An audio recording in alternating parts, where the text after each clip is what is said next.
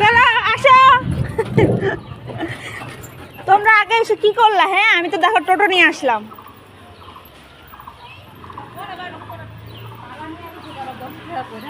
দেখো আমাদের মাকে দর্শন করে আমরা এখন সবাই মিলে বেরিয়ে পড়বো।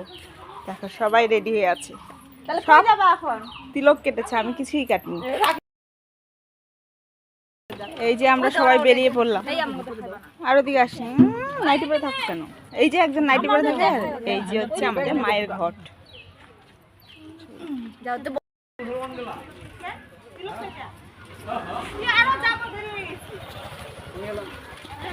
আজকের ব্লগটা কিন্তু সবাই দেখবে, খুব ভাইরাল। কে কে জানো আর কে কে এই পুজোটা করেছো? আমরা আজকে থেকে 2.5 দিন পর্যন্ত ঘুরবো।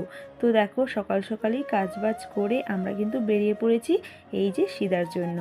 বিপত্তারিণী মারই পুজো, ভাইয়ের উপলক্ষে, ভাইয়ের মঙ্গল কামনার জন্য। পুজোটার নিয়ম হলো 2.5 দিন ঘুরে আমাদেরকে যেটাই উঠুক না কেন, চাল বা টাকা, সে সমস্ত দিয়ে আমাদেরকে পুজোটা সারতে হবে। আর ভাইয়ের কাছ থেকে আমাদের শাড়ি চেয়ে নিতে হবে, আর ভাইকেও গামছা দিতে হবে।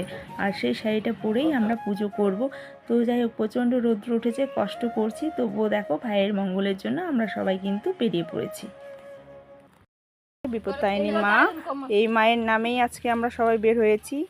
তো এই যে দেখো ঘুরতে ঘুরতে চলে এসেছি আমরা গাজলডোবায়। আর এত সুন্দর একটা পরিবেশ। আর এখানে দেখো মাছ ধরছে সবাই, অনেক মাছ ধরেছে, অনেকক্ষণ থেকেই দেখছিলাম। আজকে আমরা ঘুরতে ঘুরতে অনেকটা দূরেই এসেছি, আর আমরা ইচ্ছে করে এসেছি, ভেবেছি যে একটু গ্রামের পরিবেশে যাব, তাই এসেছি। বন্ধুরা, অনেক সুন্দর সুন্দর জিনিস দেখার মতো আছে। তো আজকের ব্লগ এখান থেকেই, আরও আসবে অন্য কোনো নেক্সট ব্লগে। টাটা।